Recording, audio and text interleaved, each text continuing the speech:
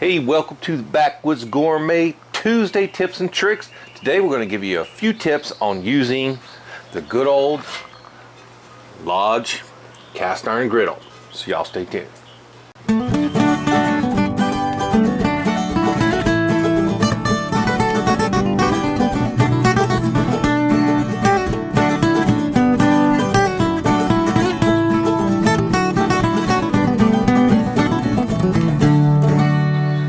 So we just restored this guy here, and the reason we had to restore it is I actually left it on a campfire too long and it burnt the seasoning off of it. If you want to see how we restored it and actually made it better than the original, I'm going to leave you a card right up there, and hey, a link down in the description box for those of you that those cards don't work, and show you how we brought this back to great condition. So today we're just going to cook some dinner on it, and I'm going to show you a few things that I like to do and how I like to set this guy up when outdoor cooking. Alright, so I got almost about 3/4 of a chimney that's some new charcoal I'm actually trying out tonight, and it is Kingsford All Natural. It's all real natural charcoal in it. And then we'll get our tongs in here. We're going to go ahead and throw up our grate there to hold the grill. So what we got here is just our little camping grate. You can use whatever. You can use a couple rocks, whatever you got to hold this grill up off the charcoal. But I spread the charcoal out about the same size as the griddle. And this time we're going to use the grill side.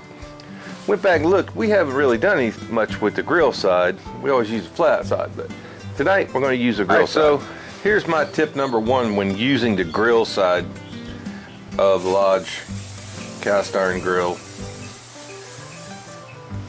Use spray, okay? I just got some generic olive oil there. It's going to coat that whole surface nice and evenly. You're not going to be trying to get in there and trying to wipe in between all those little grill grates and whatever. So yeah, just go ahead and make it easy on yourself. Get a good old spray for that griddle. So you can see it smoking hot already. We're gonna go ahead, we're gonna start out, we're gonna grill our veg also on this guy. Got some carrots there, larger ones I've split, and then I took the smaller ends and I just left them whole. We also got a few mushrooms. I'm going to kind of set them over here on the cool end. I did coat these with a little olive oil and some Seminole Swamp seasoning. If you like to try Seminole Swamp seasoning, our favorite seasoning, check out the link in the description box below. So next thing we got going on here, that's an aged chuck steak that was wet aged in the fridge for 30 days. Let's see how that turns out.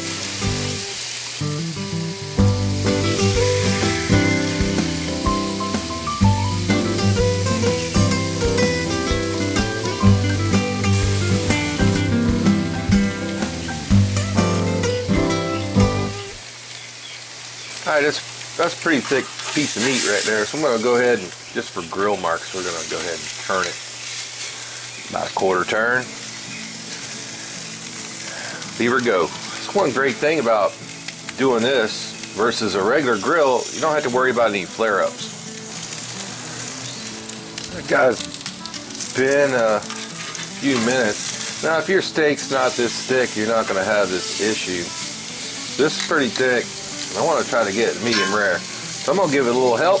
How I'm going to do that, take this little cast iron pot and invert it right over the top of it. That's going to capture that moisture and the heat. You could also use a stainless steel bowl.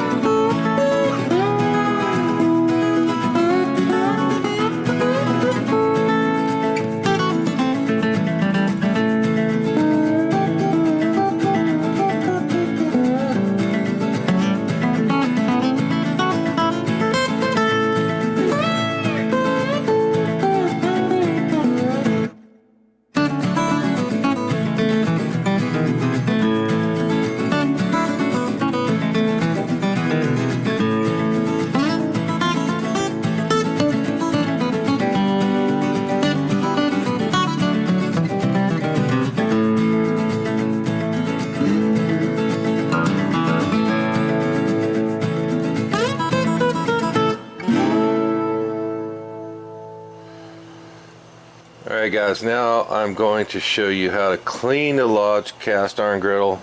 There's a bus pan there. It's got about ½ an inch of water in it. It's just straight out of the tap. Not warm water. Contrary to popular belief, you do not have to have hot water to clean cast iron.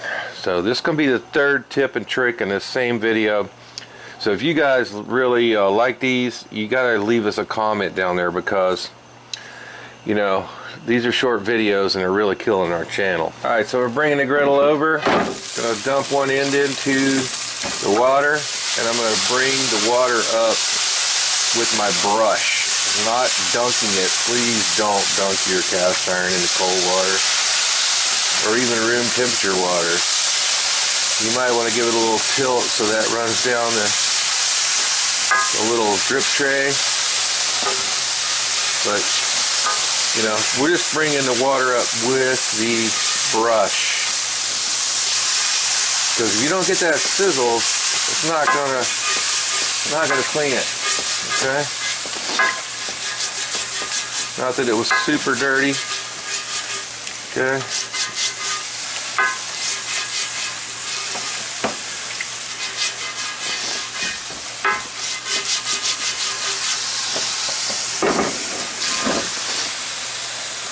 Hot pad on this end, and all that run down the other end. And if you guys know anything about this product, it is heavy, so be prepared for that. Alright, that looks perfectly clean. Let's go ahead and throw it back up on the fire and let it get dried off. Let's go ahead and throw it on our remaining coals. As soon as all the moisture evaporates, then we'll go ahead and spray it down again and let it get a nice seasoning. Alright, so now that that's dried off completely, I'm just going to go ahead, just like we did in the beginning, take my olive oil, give it a light spray, olive oil right on that surface. Leave it out here till the coals burn out. Next time we use it, it'll be perfect. Hey, thanks for watching the Backwoods Gourmet Tuesday tips and tricks.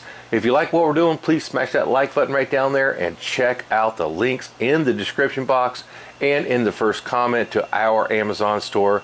If you go over there to that link in our Amazon store, anything you buy from Amazon will help to create more videos just like this. So, if you want to see another great Backwoods Gourmet video, check it out right up there. Hey, and for a whole playlist of cast iron and Dutch oven cooking, going to be right up there. We'll see you next time.